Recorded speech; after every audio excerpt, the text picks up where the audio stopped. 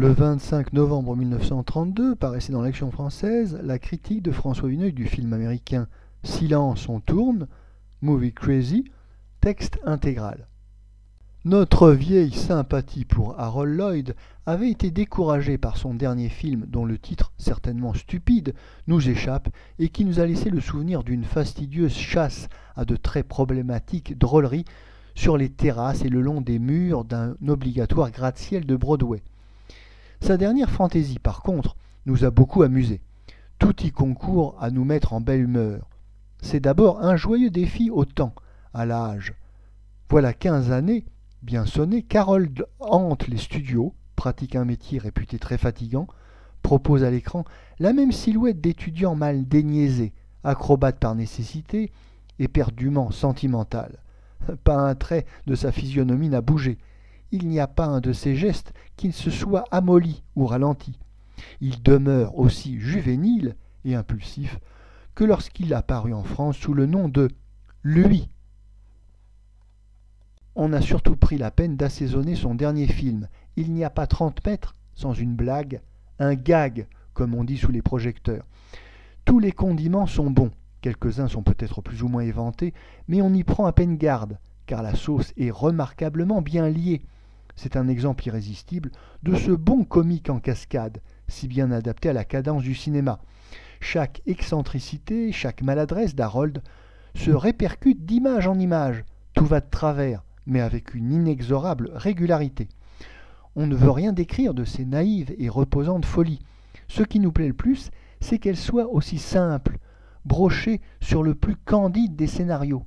On a décidé à bon escient que sous les mains d'Harold, le moindre objet pouvait connaître les plus extraordinaires destinées. Un téléphone, un chapeau de paille, la capote d'une automobile, un soulier. C'est fort bien ainsi, car le comique direct s'accommode mal des complications. Souvenez-vous de tous les repas de Charlie Chaplin ou des casquettes de Buster Keaton dans Cadet d'eau douce.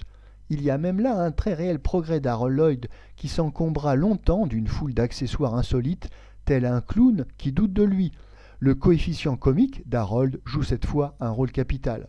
Comme l'indique le titre du film, tout s'y passe dans les coulisses d'Hollywood, où débarque Harold, provincial du Kansas, hanté par la gloire de John Gilbert et de Ramon Novarro. On aurait pu utiliser plus abondamment le matériel et les mœurs du cinéma. Il y faudrait peut-être une verve satirique dont les Américains ne sont pas encore capables. Le tableau final, où Harold désorganise une mise en scène, n'est pas le meilleur. On l'alourdit et on le délaie pour en faire le clou de la bande. Par contre, la soirée mondaine, où Harold endosse l'habit d'un illusionniste, sur laquelle on pouvait facilement appuyer, a été traitée par touche rapide avec beaucoup de doigté. C'est l'avantage de posséder pour un seul film un vaste catalogue de facéties.